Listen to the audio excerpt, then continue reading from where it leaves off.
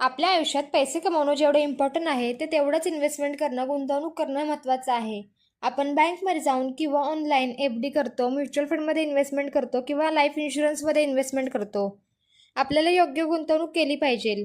आपण इन्व्हेस्टमेंट करतो त्या प्रत्येक प्रोडक्टचे काही फायदे पण आहेत आणि काही तोटे पण आहेत. आपण जर आपल्या पैशांची एफ-डी केली तर एफ-डीमध्ये आपले पैसे सुरक्षित असतात, पण एफ-डी मॅच्युअर होते तेव्हा आपल्याला टी-डी-एस लागतो.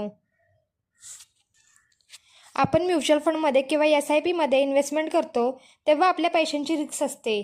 ते पैसे शेअर मार्केटमध्ये विविध फंडमध्ये इन्व्हेस्ट होतात. मार्केटवरती गेलं की आपल्याला नफा होतो आणि मार्केट पडलं की तोटा होतो. आपल्याला आपल्या पैशांवर टॅक्स भरावा लागतो.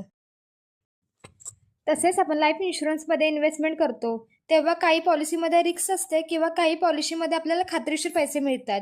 ट्रेडिशनल प्रोडक्टमध्ये आपल्याला रिस्क कमी असते, पण ते भरपूर लॉंग टर्म असतात. म्हणजे आपल्याला 10 वर्ष पैसे भरायचे, 15 वर्ष पैसे भरायचे, मग पेआउट भेटायला सुरुवात होते. तसंच आपल्याला युलिपमध्ये जर इन्व्हेस्टमेंट केली तर त्यामध्ये भरपूर रिस्क असते. ते सेम म्युच्युअल फंडसारखं असतं, पण त्यावर 2.5 लाखाच्या खाली इन्व्हेस्टमेंट केली तर टॅक्स लागत नाही. पण मार्केट रिस्क असते. त्यामध्ये 5 वर्षाचा लॉकिंग पिरियडही असतो. म्हणजे 5 वर्षामध्ये आपण आपले पैसे काढूच शकत नाही. त्यामुळे इन्व्हेस्टमेंट करताना पूर्ण विचार करा. आपल्याला पैशाची गरज कधी आहे त्याचं सगळं नियोजन करा आणि मगच पैशाची गुंतवणूक करा.